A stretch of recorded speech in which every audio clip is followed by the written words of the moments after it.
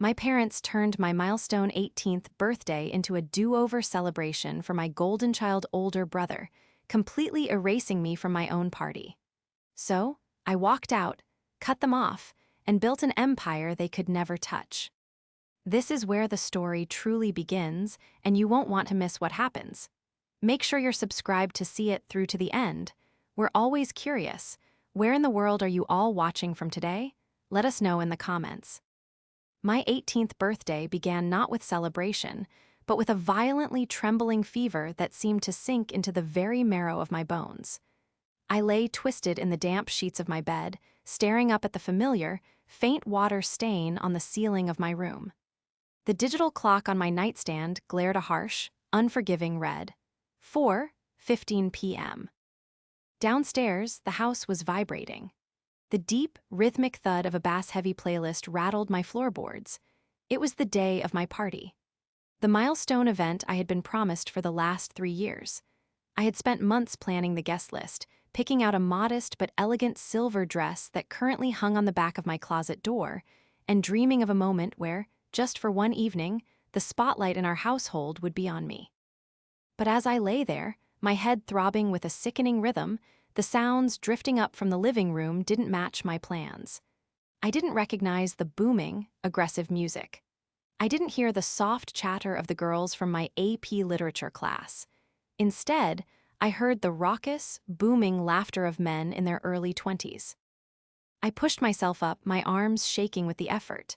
My throat felt like it was lined with shattered glass as I swallowed. "Mom," I tried to call out, but the word barely scraped past my lips.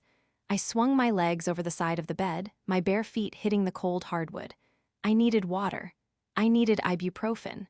And more than anything, I needed to know why my carefully curated 18th birthday party sounded like a frat house mixer. Wrapping a heavy woolen blanket tightly around my shivering shoulders, I shuffled toward my bedroom door. The hallway was dimly lit, the late afternoon sun struggling to pierce through the heavy drapes my mother, Diane, always kept drawn to protect the upholstery. I leaned heavily against the wall, using it to guide my unsteady steps toward the top of the oak staircase. When I reached the landing and looked down into the grand foyer, the breath caught painfully in my chest. The delicate, string-light aesthetic I had painstakingly requested was gone. In its place were garish, neon strobe lights flashing against the pristine white walls. The elegant floral centerpieces I had picked out with my own saved allowance had been replaced by towering, ice-filled coolers overflowing with cheap beer and energy drinks. But the most devastating blow was the banner. Hanging triumphantly across the archway leading into the dining room, painted in thick, bold, masculine letters, it read, NOLANS 18TH, Part D UX. Let's get wild. My knees buckled slightly.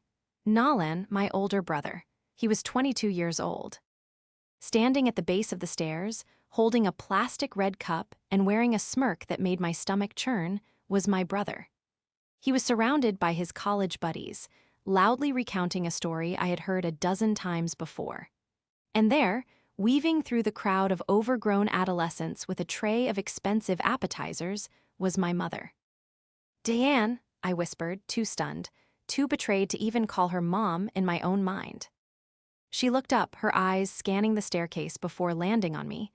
There was no concern in her expression, no alarm at my pale, sweating face or my trembling frame. Instead, her mouth tightened into a thin, annoyed line.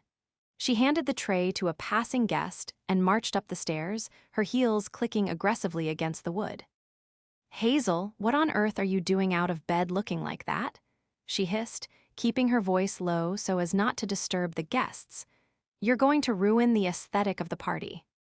My party," I choked out, a tear finally escaping and cutting a hot path down my fever-chilled cheek. "Mom, the banner, the music, where are my friends?" Diane sighed, a grand, theatrical gesture of exhaustion. "Oh, Hazel, please don't start this right now. You were feeling under the weather this morning, and Nolan was feeling so nostalgic about how underwhelming his 18th birthday was. We couldn't just waste the venue and the catering.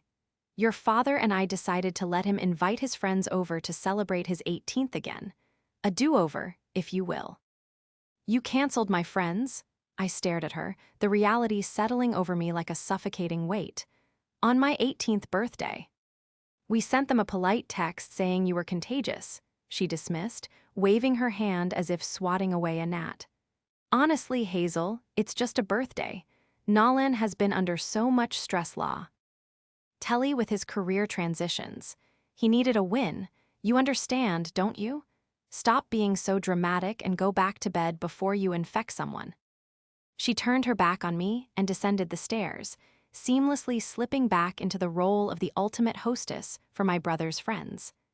I stood alone on the landing, the physical fever suddenly dwarfed by a burning, furious realization. The erasure of my existence hurt far more than the fever ever could. The climb back to my bedroom felt like scaling a mountain. Every step was a heavy, agonizing reminder of my place in this family. I was the understudy, the afterthought, the ghost haunting the perimeter of Nolan's grand, golden life. I closed my bedroom door, the click of the lock sounding deafeningly final. I didn't get back into bed. The fever was still raging, leaving my skin clammy and my head spinning, but a new, cold clarity had sliced through the delirium. I dragged my old duffel bag from the back of my closet. It was worn, frayed at the edges, a stark contrast to the matching designer luggage set my parents had bought Nolan for his gap year travels. I unzipped it with trembling hands. Just a birthday, Diane had said. I started pulling clothes from my dresser, shoving them blindly into the bag. Jeans, sweaters, socks, it didn't matter. The physical exertion made my chest heave, black spots dancing at the edges of my vision, but I couldn't stop. I moved on to my desk, sweeping my laptop, my chargers, and my high school diploma into my backpack. Suddenly, heavy, unhurried footsteps paused outside my door. The handle jiggled. Hazel, it was Robert, my father. His voice was muffled through the wood, lacking any real urgency. I froze, clutching a handful of t-shirts to my chest, my breathing ragged. Hazel, unlock the door, he commanded, a hint of impatience bleeding through. Your mother says you're being difficult. Nolan's friends are asking where the birthday girl is, as a joke, obviously, but it's making things awkward. Come down for 5 minutes, smile, wish your brother a happy do-over, and then you can go back to sulking. I stared at the wooden panels of the door. The sheer audacity of the request paralyzed me. He wanted me to act as a prop in my own humiliation. To descend the stairs, sick and utterly broken, to validate my brother's theft of my milestone. I'm resting, I managed to say, my voice surprisingly steady despite the violent shaking of my hands. Don't be selfish, Hazel, Robert sighed heavily, the sound of a man deeply inconvenienced by his daughter's humanity. Nolan is having a great time. Don't ruin this for him. We'll get you a cupcake tomorrow or something.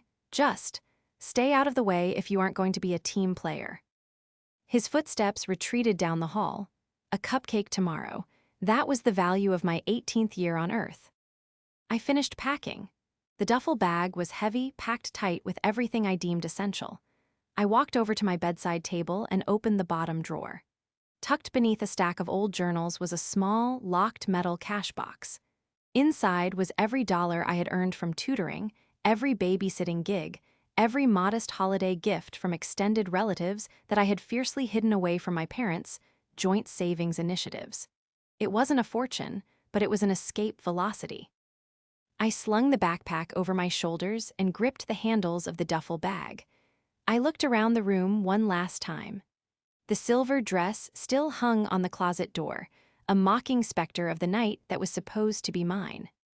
I waited until the music downstairs shifted to an ear-splitting, bass-dropping anthem, signaling that the crowd was fully distracted. I slipped out of my room, moving like a shadow down the back staircase that led through the kitchen and straight to the garage door. As I stepped out into the cool, biting night air, the fever suddenly felt manageable. I didn't look back at the sprawling suburban house. I didn't leave a note. They had made it abundantly clear that my presence was an inconvenience, so I was removing it entirely. I walked down the driveway, the gravel crunching softly beneath my boots. They thought they had broken me tonight. They thought I would retreat to my room, cry myself to sleep, and wake up tomorrow ready to accept my cupcake and my place in the shadows. But they had forgotten one crucial thing. To understand the sheer, blinding entitlement of Nalan, you have to understand the soil in which he was grown. For as long as I could remember, our household operated under a strict, unspoken caste system. Nalan was the sun, and the rest of us were merely planets required to maintain a perfect orbit around his needs, his moods, and his countless, fleeting ambitions. When I was in middle school, I spent my evenings painstakingly completing Nalan's high school history projects because he was too overwhelmed with varsity lacrosse. When he totaled his first C.R., a brand new sedan my parents had leased for him, it was my modest college savings account that Diane raided to cover the insurance deductible, promising she would pay me back. She never did. Nalan wasn't just favored, he was practically worshipped. Diane, a real estate agent obsessed with outward appearances, viewed Nalan as her ultimate listing, tall, charismatic, and perfectly staged for public approval. Robert, a numbers-driven accountant who abhorred emotional conflict, simply found it easier to write checks to fund Nalan's lifestyle than to ever tell him no. This dynamic had cultivated a monster. By 22, Nalan was a walking, talking cliché of unearned confidence. He called himself an entrepreneur, which in his case meant he aggressively pitched vague crypto startups to our extended family while sleeping until noon and leaving his dirty laundry for Diane to wash. He possessed a polished, disingenuous charm that worked flawlessly on strangers and parents, but underneath the slick hair and the designer cologne was a hollow, predatory core. The signs of his specific brand of malice had been escalating in the months leading up to my 18th birthday. I remembered a conversation in the kitchen just 3 weeks prior. I was sitting at the island, quietly filling out college scholarship applications. I had to secure my own funding, as my parents had recently declared that times were tight, right after financing Nalan's 2-week networking retreat in Chelum. Nalan had swaggered into the kitchen, pouring himself a massive glass of expensive cold brew. He leaned against the counter, watching me type with a condescending smirk. Still grinding away at the academic treadmill haze, he drawled, using the nickname I despised.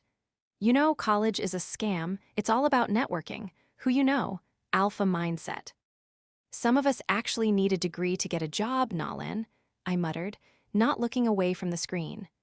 Not all of us can live off mom and dad's credit cards forever. His eyes darkened, the charming facade slipping for a fraction of a second to reveal the cold, calculating entitlement beneath. He set his glass down a little too hard. Careful, little sister, he warned, his voice dropping an octave. You're getting awfully close to adulthood, and once you turn 18, you know what happens, right? Mom and Dad aren't legally obligated to keep funding your little high school lifestyle. You'll be out in the real world. He stepped closer, his gaze drifting deliberately toward the thick envelope sitting next to my laptop. It was a letter from our late grandmother's estate lawyer. A small trust had been established for me, strictly locked until my 18th birthday. It wasn't life-changing money, but it was enough to cover 2 years of state tuition. It would be a real shame, Nalan continued, his eyes locked on the envelope, if you suddenly found yourself with expenses you couldn't handle. You know, Mom mentioned that trust yesterday, said it might be better if the family pooled our resources right now, for my new startup venture. A high-yield return benefits all of us, right? I had snatched the envelope off the counter and shoved it into my bag, my heart pounding. That's my money, Nalan. Grandma left it for my education, not your fake businesses. He had just laughed, a dry, humorless sound. We'll see who Mom and Dad agree with when the time comes. Enjoy your little party, Hazel, because after that, the free ride is over. I hadn't realized it then, but that was the moment he had decided to take my birthday. It wasn't about nostalgia. It was a calculated, territorial display. He needed to prove, to me and to our parents, that even my milestone moments belonged to him. He was establishing dominance before I came into my small inheritance, positioning himself to take that, too. But as I sat on the midnight bus heading out of the city, watching the suburban lights blur past the rain-streaked window, I clutched the heavy duffel bag to my chest. He had taken the party. He had taken the attention. But I had taken the documents for the trust from the safe in Robert's office before I left, and I was never going back. The first 365 days after I walked out of that house were a masterclass in survival, fueled entirely by the cold, burning engine of spite. I had taken a cramped, drafty studio apartment in a city 3 hours away. It smelled perpetually of old cabbage and bleach, and the radiator clanked like a dying engine throughout the winter nights. But it was mine. Within 48 hours of arriving, I marched into the local branch of the bank that held my grandmother's trust, slammed the original notarized documents onto the manager's desk, and formally transferred every single cent into a new account with only one name on it: Hazel. That money was my seed. I didn't spend it on clothes or furniture.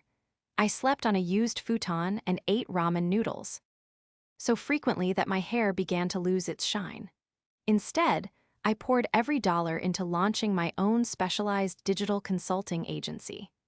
I had always been the one building Nolan's websites for his fake startups, managing the backend data, and running the analytics.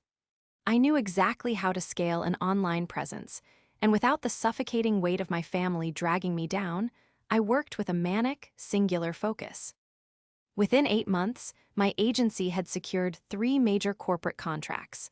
By the 1-year mark, I was hiring my own remote team, staring at a bank balance that had a comma and 2 extra zeros I had never imagined seeing. I had built an empire from the scrap metal of my childhood. And then, the ghost of my past rattled its chains. It started with a flurry of missed calls from an unknown number. Then, a shockingly aggressive email landed in my business inbox. My stomach dropped as I read the sender's name: Nolan. He had found me. More accurately, my aunt had seen a feature on my agency in an online business journal highlighting young, self-made entrepreneurs, and had enthusiastically shared it on her social media. The email was a masterpiece of narcissistic delusion. Nolan didn't ask how I was. He didn't mention my birthday, my disappearance, or the year of utter silence. Instead, he wrote, "Hey Hayes, saw the little write-up. Cute stuff. Since Mom and Dad funded your entire life leading up to this, and considering I'm currently expanding my portfolio, I'm stepping in to act as your financial manager. We need to integrate your agency under my umbrella LLC to maximize tax flow. I'll send over the equity transfer documents tomorrow. We're family, so I'm only taking a 40% management stake. Call me." I sat at my sleek, modern desk in my new downtown office, reading the words over and over. He wasn't just entitled. He honestly believed he had a right to the harvest of the seeds I had planted with my bare, bleeding hands. A younger, weaker Hazel would have blocked the email and changed her number, terrified of the confrontation. But the woman sitting in that leather chair had negotiated 6-figure contracts and built a company from nothing. I wasn't a passive victim anymore. I was a strategist. I didn't reply. Instead, I picked up my phone and called Mr. Vance, a high-end corporate investigator I had recently retained to run background checks on potential business partners. "Mr. Vance," I said, my voice steady and cold, "I have a new target for you. I need a comprehensive financial background check, asset trace, and liability report. Leave absolutely no stone unturned." "Who is the subject, Hazel?" His gruff voice echoed through the speaker. "My brother," I replied. "Nolan. I want to know exactly what his portfolio consists of, who he owes money to, and how desperate he truly is." Over the next 2 weeks, the trap was set. Mr. Vance dug into the digital dirt, and what he unearthed was a subterranean labyrinth of deceit. Nolan wasn't just a failed entrepreneur, he was a walking financial contagion. His crypto startups were essentially unregulated slush funds. He had taken investments from naive college friends, maxed out over a dozen high-limit credit cards, and worse, he was completely underwater on a massive business loan. But the most crucial piece of leverage, the silver bullet Mr. Vance placed on my desk in a manila folder, was the revelation of exactly how Nolan was staying afloat. He wasn't paying his own rent.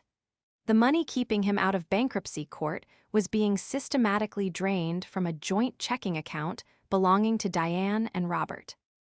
He was bleeding them dry, and they had no idea how deep the wound went. The ambush happened on a crisp Tuesday afternoon. I was walking out of a high-end coffee shop 2 blocks from my office, carrying a tray of lattes for my team, when a firm, aggressive hand clamped down on my shoulder. I spun around, stepping back instinctively. Standing there on the bustling sidewalk, looking entirely out of place in their forced, panicked smiles, were Diane and Nolan. Diane looked older. The perfectly styled hair I remembered was slightly frizzy, and the designer coat she wore was one I recognized from 3 seasons ago. Nolan, on the other hand, was sweating profusely despite the chill in the air. He was wearing an expensive, tailored suit, but his eyes darted around with the frantic energy of a cornered animal. "Hazel," Diane gasped, her hands flying to her chest in a theatrical display of maternal relief. "Oh, my beautiful girl, we've been so worried. You look so professional." "Mom," I said, the word tasting like ash in my mouth. I didn't reach out to hug her. I kept the tray of coffees between us like a physical shield. "What are you doing here?" "I told you I was coming, Hayes." Nolan stepped forward, trying to puff out his chest and project the alpha dominance he so desperately clung to. "I sent you the email. You didn't." Reply, so I had to take time out of my incredibly busy schedule to come down here and handle this in person. "We need to talk about your little business." "I don't have a little business, Nolan," I said, my voice dangerously calm. "I have a corporation, and I have absolutely nothing to discuss with you." "Hazel, please," Diane pleaded, her voice dropping to a frantic whisper, glancing around to see if anyone was watching. "Don't be difficult. Your brother is in the middle of a massive, highly sensitive acquisition. He has investors breathing down his neck. He just needs a short-term bridge loan from your company to secure a multi-million-dollar buyout. It's for the family." I stared at her, the sheer audacity of her delusion rendering me momentarily speechless. She actually believed him. I slowly set the tray of coffees down on a nearby concrete planter. I reached into my designer tote bag and pulled out a single, neatly folded piece of paper, a summary sheet from Mr. Vance's extensive dossier. "A multi-million-dollar buyout," I repeated, looking directly into Nolan's panicked eyes. "Is that what you're calling the impending foreclosure on your Apex Digital, LLC? The one that was dissolved by the state tax board 3 months ago for failure to pay franchise taxes?" Nolan's face went completely, horrifyingly pale. His mouth opened and closed like a fish suffocating on dry land. "What?" Diane blinked rapidly, looking back and forth between us. "Hazel, what are you talking about? Nolan's company is thriving. He showed us the projections." "He showed you fabricated spreadsheets, Diane," I said smoothly, turning my gaze to my mother. "I had a professional investigator run a full audit on his public filings. Your golden boy doesn't have investors, he has creditors. And right now, he is in default on over $80,000 in high-interest business loans." "You're lying," Nolan suddenly exploded, his polished facade shattering into a million jagged pieces of pure, unadulterated rage. He pointed a trembling finger inches from my face. "You jealous little brat, you forged that. You don't know anything about high-level restructuring. It's a strategic debt reallocation." His voice echoed down the street, drawing the stares of passing pedestrians. Diane immediately went into damage control, her hands fluttering nervously. "Nolan, sweetie, lower your voice. People are staring. Hazel, you're just misunderstanding his complex financial strategies. You always were so dramatic. Just write the check. He's your brother. He needs you." "I don't owe him a dime," I whispered fiercely, leaning in close so only they could hear. "I locked my trust the day I left. You can't touch my company and you can't touch me. The free ride is over, Nolan."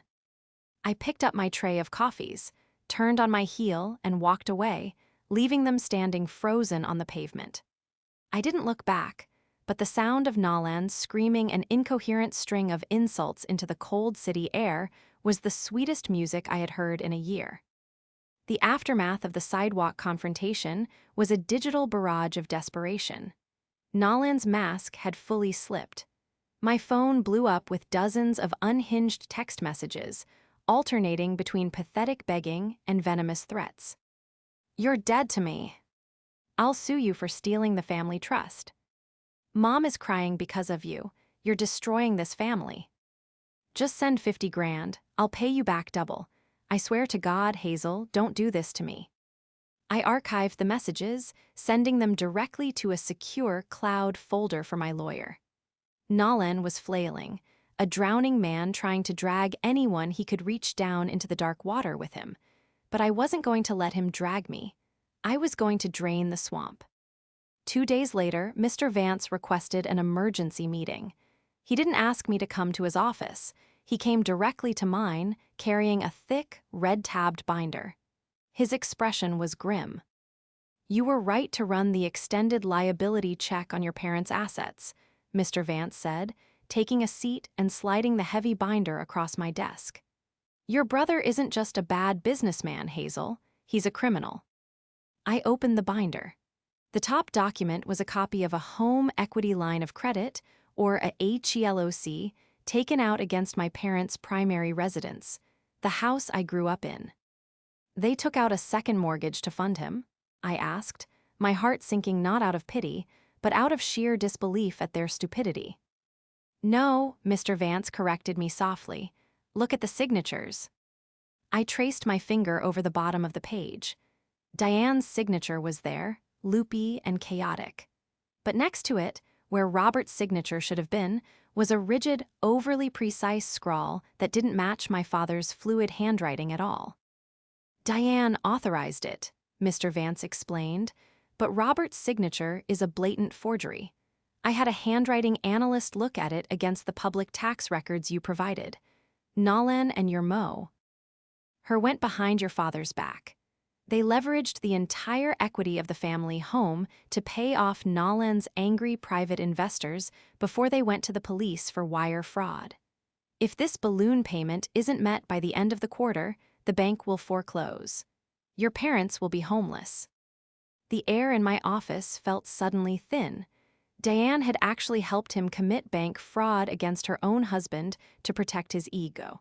The sickening reality of their toxic codependency washed over me. Nolan had used his mother as an accomplice to ruin his father. I closed the binder, my hands resting flat on the cool leather cover. I realized then that walking away wasn't enough. I couldn't just protect myself. I had to detonate the lie completely, if only to ensure they could never, ever try to blame this collapse on me. I picked up my phone and dialed the one person in my family I hadn't spoken to since the night of the party. "Hello," Robert's voice sounded incredibly tired, heavier than I remembered. "Dad," I said, keeping my tone perfectly measured and professional. "It's Hazel." A long silence stretched across the line. "Hazel, your mother told me about the unpleasantness in the city. She said you refused to help your brother during a minor cash flow issue." "It's not a minor cash flow issue," I interrupted, cutting through his rehearsed denial. "I need you to meet me, tomorrow at noon, at my lawyer's office in the city. I am sending a car to pick you up. I'm not coming all the way down there to be lectured by a 19-year-old. I have the documents for the second mortgage on the house, Dad," I stated, my voice dropping to a terrifyingly calm register. "The one you didn't sign. The one Nolan and Diane forged your name on for $250,000. The silence that followed wasn't just quiet. It was the sound of a man's entire reality free-falling into an abyss. I could hear his ragged breathing. "I'll be in the car," he whispered, his voice trembling. The next day, sitting in the sterile, glass-walled conference room of my legal counsel, I watched my father break. I didn't yell. I didn't gloat. I simply slid the red binder across the polished mahogany table and watched as Robert, the numbers-driven accountant who had ignored my existence to avoid conflict, finally confronted the math of his own ruin. He flipped through the bank statements, the forged HELOC documents, the records of the dissolved LLCs. His face turned an ashen, sickly gray. Tears, hot and silent, began to spill over his eyelashes, dropping onto the damning paperwork. Diane helped him do this. He choked out, his hands shaking so violently he couldn't hold the paper. They took the house, everything I worked for. He lied to you, Dad, I said softly, the first genuine ounce of pity I had felt in a year creeping into my voice. He lied to everyone, and Mom helped him cover it up because she couldn't stand the idea of her golden boy being a failure. Robert slowly looked up at me. For the first time in my life, he wasn't looking past me. He wasn't looking at an inconvenience. He was looking at his daughter, the only person in his life who was telling him the truth. "What do I do, Hazel?" he pleaded, completely shattered, relying on the teenager he had thrown away. "You're going to stop writing checks," I told him, my eyes hardening with resolve. "And you are going to help me expose him to the entire family, once and for all." The grand dining room of the Oak Creek Country Club was a masterclass in artificial elegance, all crystal chandeliers and heavy, gold-trimmed drapery. This was Diane's sacred ground. Every spring, she insisted on hosting the extended family dinner here to maintain the illusion of our family's flawless affluence. This year, under the guise of celebrating Nolan's completely fabricated, upcoming corporate merger, she had gathered 3 generations of aunts, uncles, and cousins. Robert and I knew the real agenda. She and Nolan were planning to use the dinner to pitch a desperate family investment opportunity. A final, frantic attempt to crowdsource enough cash to cover the fraudulent second mortgage before the bank seized the house. I arrived 20 minutes late, walking shoulder to shoulder with my father. I was wearing a sharply tailored, charcoal gray suit that cost more than Nolan's entire fraudulent startup budget. Robert looked terrified but resolute, his jaw clenched tight. As the heavy oak doors swung open, the lively chatter of 30 relatives died instantly. Forks froze halfway to mouths. The clinking of wine glasses ceased. I hadn't been seen by most of these people since I walked out into the rain a year ago. At the head of the long, lavishly decorated table stood Nolan. He had a glass of champagne raised, frozen mid-toast. He was wearing his signature slick, arrogant smile, but as his eyes locked onto mine, and then shifted to see our father standing firmly. By my side, that smile contorted into a grimace of pure panic. Diane, seated next to him in a glittering evening gown she couldn't afford, actually dropped her linen napkin. "Robert," she gasped, her voice echoing in the dead silence of the room. "Hazel, what are you? Robert, you told me you were at the office." "I think we've all had enough of the stories, Diane," Robert said. His voice wasn't loud, but it possessed a heavy, gravelly authority I had never heard before. He didn't walk to his reserved seat. He stopped right at the foot of the table. "Well," Nolan forced a laugh, a dry, reedy sound that scraped against the tension in the room. He wiped a bead of sweat from his forehead. "Look who decided to join the family again. Hazel, we were just talking about you.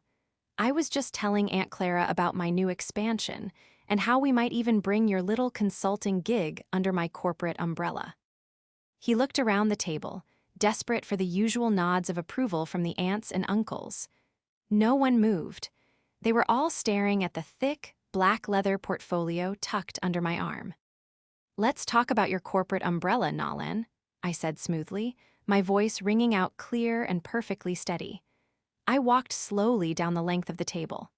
The smell of roasted lamb and expensive red wine was suddenly nauseating, but I kept my posture rigidly straight. "Hazel, please," Diane stood up, her hands fluttering in that familiar, frantic motion she used to control the narrative. "This is a family celebration. Don't ruin this night with your jealousy. Nolan is on the verge of something huge." "He's on the verge of a federal indictment, Mom," I corrected her, stopping right in front of them. The gasp that rippled through the extended family was audible. Aunt Clara, seated to my left, pressed a hand to her chest. "You shut your mouth." Nolan slammed his champagne glass onto the table, the crystal stem snapping with a sharp crack. Champagne spilled across the pristine white tablecloth. His face was flushed a violent, ugly red. "You lying, vindictive little brat.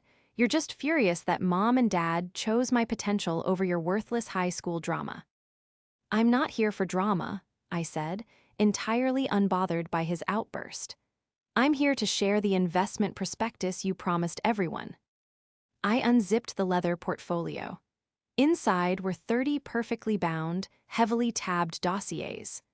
I handed the first one to Aunt Clara, then began walking around the table, placing a copy in front of every single aunt, uncle, and grandparent. "What is this?" Uncle Thomas asked, adjusting his reading glasses as he opened the cover. "That Uncle Thomas," I announced, projecting my voice so it reached every corner of the silent room, "is the reality of Nolan's portfolio. You will find the public dissolution records of his last 3 LLCs, all terminated for tax evasion. You will find the $80,000 in defaulted business loans. And on page 4, you will find the reason he invited you all here tonight to ask for your money." "Hazel, stop it," Diane shrieked, her veneer completely shattering. She lunged forward, trying to grab the folder out of Aunt Clara's hands, but Clara pulled it back, her eyes wide as she read the highlighted figures. "On page 4, I continued, my voice rising over Diane's hysterics, "is the home equity line of credit. The second mortgage taken out on my parents' home. $250,000, completely drained to pay off Nolan's private creditors before they went to the police for wire fraud." "Robert signed off on that," Nolan screamed, pointing a trembling, accusatory finger at our father. "He knew, he approved the restructuring." All eyes turned to the foot of the table. Robert stood tall, his shoulders pulled back. He looked at his son, not with anger, but with a profound, chilling disgust. "I never signed that document," Robert stated, his voice booming with absolute clarity. "My signature was forged." The room erupted. Cousins began whispering fiercely. Uncles were angrily flipping through the pages of evidence. "Robert, how could you?" Diane wailed, tears streaming down her face, her carefully applied makeup ruining her cheeks. "He's our son. We had to protect him. You would have let him fail." "You didn't protect him, Diane," Robert shot back, stepping forward. "You enabled a criminal, and you stole my home to do it. You lied to my face for a year while this boy gambled our retirement on his delusions." "It's her fault," Nolan roared, his voice cracking wildly as he pointed at me. He was completely unhinged now, kicking his chair back so violently it crashed to the floor. "She set me up. She's always hated me.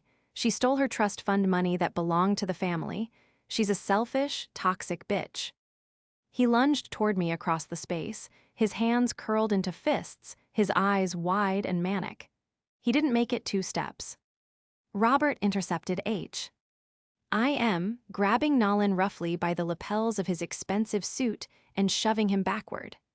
Nolan stumbled, crashing hard against the buffet table, sending silverware clattering to the floor. "Don't you ever step toward my daughter again," Robert snarled, his voice vibrating with a protective fury I had never witnessed. "She is the only person in this room who actually worked for what she has. She built a life from nothing while you bled us dry." Robert turned his back on Nolan and looked directly at Diane, who was sobbing uncontrollably into her hands.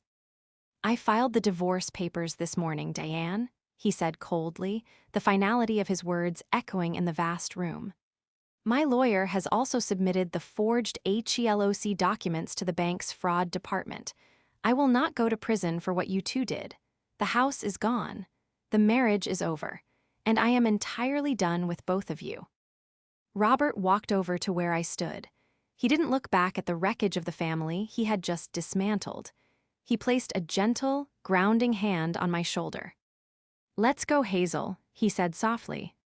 We turned and walked out the heavy oak doors together.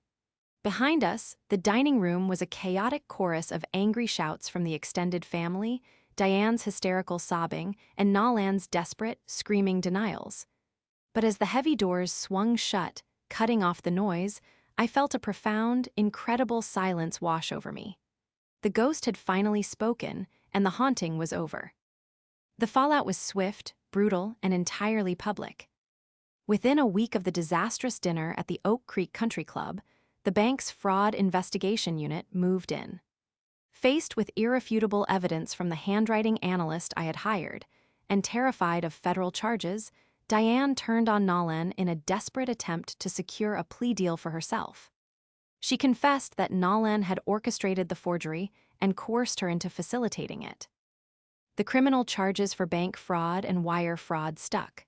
Nolan's polished, arrogant facade finally collapsed in a sterile courtroom.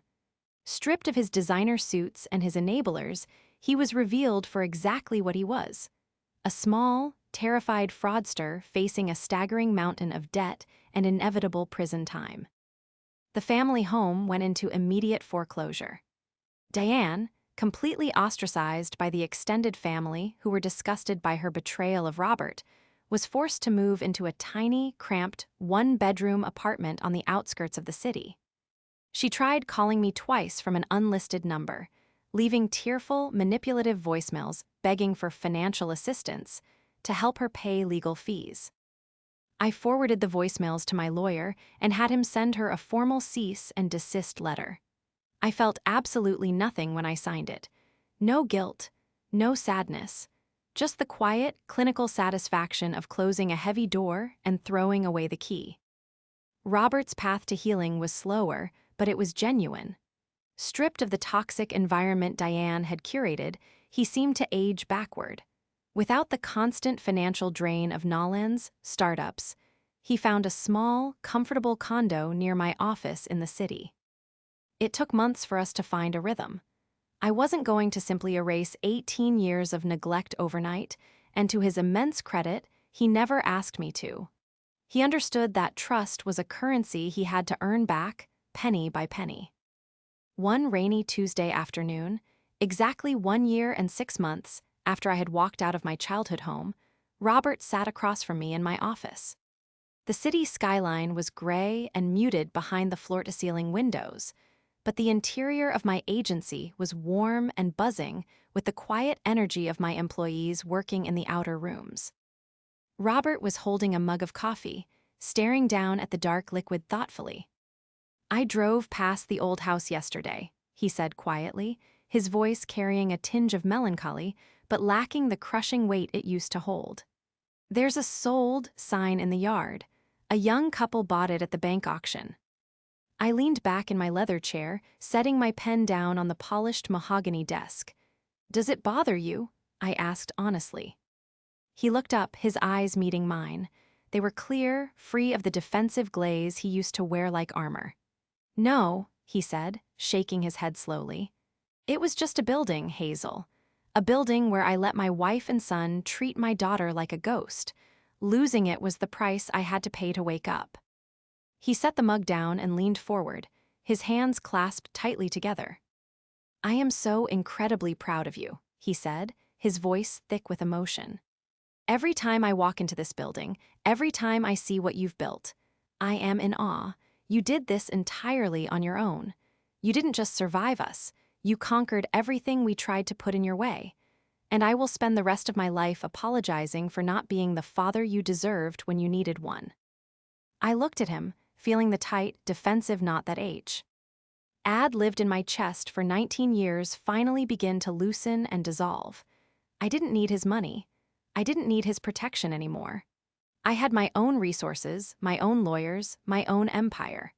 But having his acknowledgement, having the truth spoken aloud in the light of day, was the final piece of the puzzle clicking into place. "You're here now, Dad," I said softly, offering him a genuine, unburdened smile. "That's what matters." We spent the next hour talking not about the past, but about the future. I helped him look over the prospectus for a new, conservative retirement fund he was opening, and he listened with genuine interest as I told him about the new corporate client my agency was preparing to pitch. When he finally left, wrapping me in a tight, heartfelt hug before stepping into the elevator, I walked back into my office and stood by the window. I watched the city move below me, a complex network of thousands of people navigating their own lives. I thought about my 18th birthday. I thought about the fever, the awful music, and the crushing realization that I was entirely alone. It felt like a lifetime ago, a different girl in a different world. They had tried to take my milestone. They had tried to erase my moment in the sun to fuel their own delusions. But standing there, the CEO of my own life, looking out over a city where I answered to no one but myself, I realized they hadn't taken anything of value. They had simply handed me the match I needed to burn their house of cards to the ground. And from those ashes, I had built a fortress.